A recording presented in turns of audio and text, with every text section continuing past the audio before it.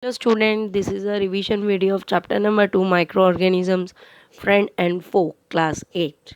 What do you mean by microorganisms? The living organisms which are very tiny and cannot be seen with the naked eyes are known as microorganisms.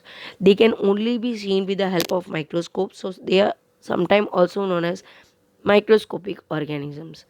These microorganisms can be classified into four major groups: bacteria, fungi, protozoa, and algae. Viruses are also considered as microscopic, but they exhibit the property of both living and non living organisms because they reproduce only inside the cell of host organisms. Microorganisms can be single celled or they can be multicellular, and microorganisms can survive under all types of environmental conditions. Now, microorganisms can be friend and foe. Friend means they can be friendly to us, foe means they can be harmful to us. So, first we will see how microorganisms are friendly to us. Microorganisms, first, they are used in the preparation of bakery items like bread and cake. For example, yeast. Some microorganisms are also used helpful in cleaning up the environment by the process of decomposition, for example, bacteria and fungi.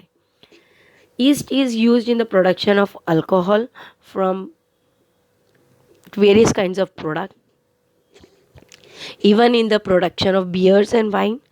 Then some microorganisms such as rhizobium and blue-green algae helps in increasing the soil fertility by fixing the nitrogen in the soil. Bacterium like lactobacillus forms a curd from the milk.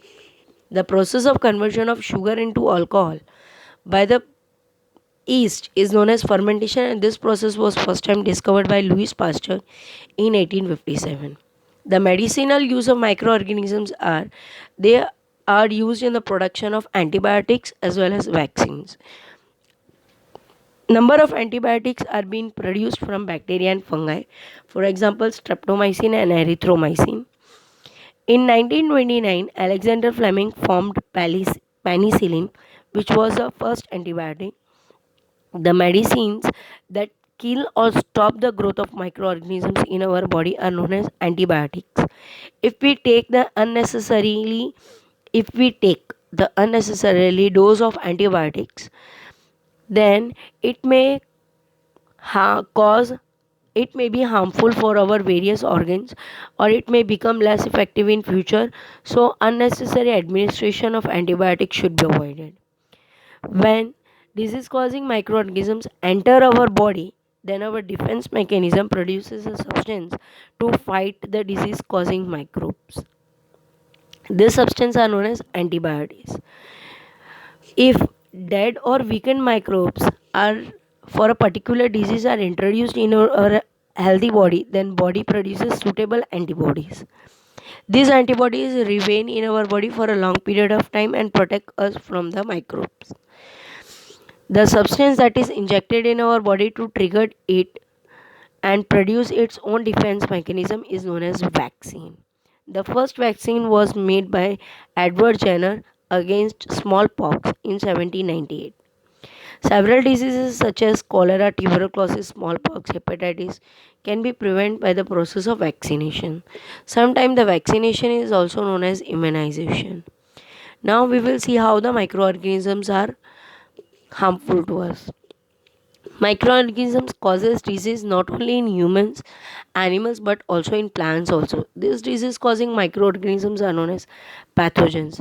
The microbial disease which can spread from the infected person to the healthy person are known as communicable disease.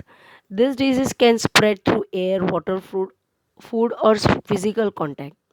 Such communicable diseases are cholera, common cold, chickenpox, and this time corona also.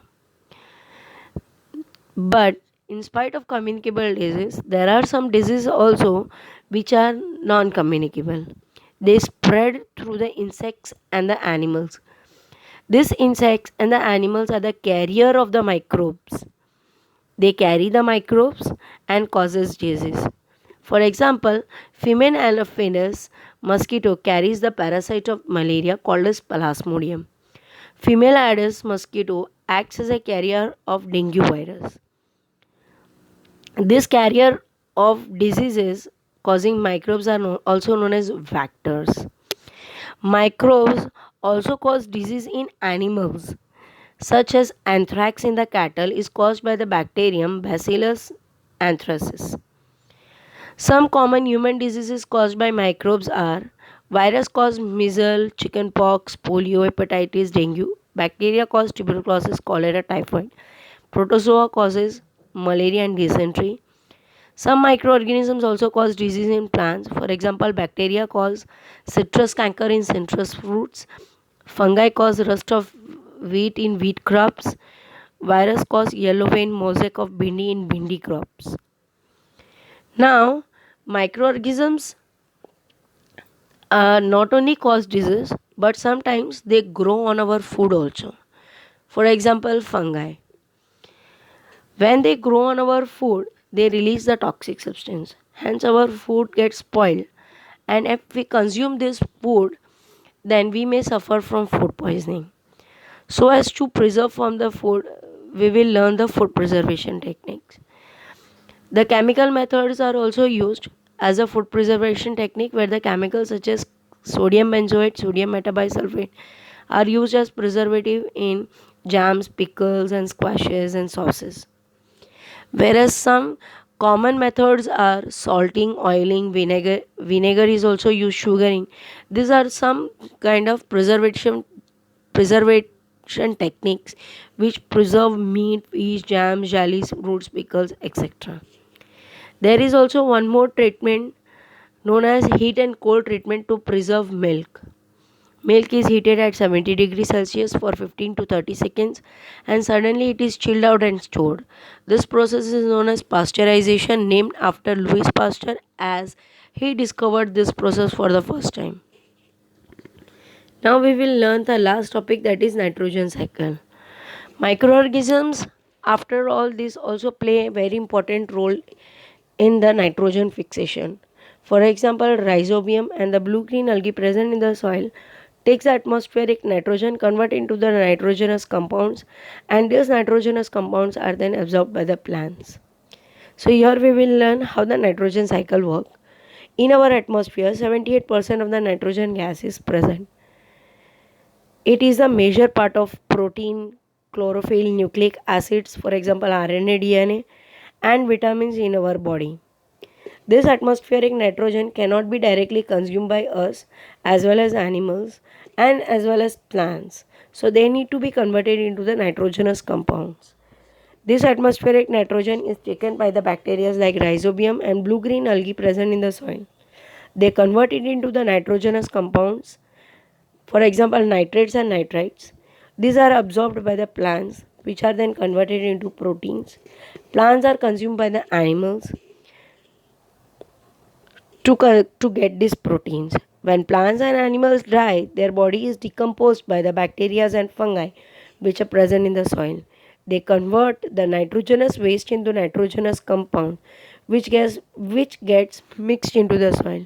It acts as a manure and plants again absorb this nitrogenous compound to make protein. But there are also certain bacteria called as denitrifying bacteria which convert this nitrogenous waste into the nitrogen gas directly. So this nitrogen gas go back into the atmosphere and the cycle of nitrogen remains constant. So level of nitrogen in the atmosphere remains constant, that is 78%. So this cycle is also known as a perfect cycle. Here we have ended the chapter. Hope you all have enjoyed the video.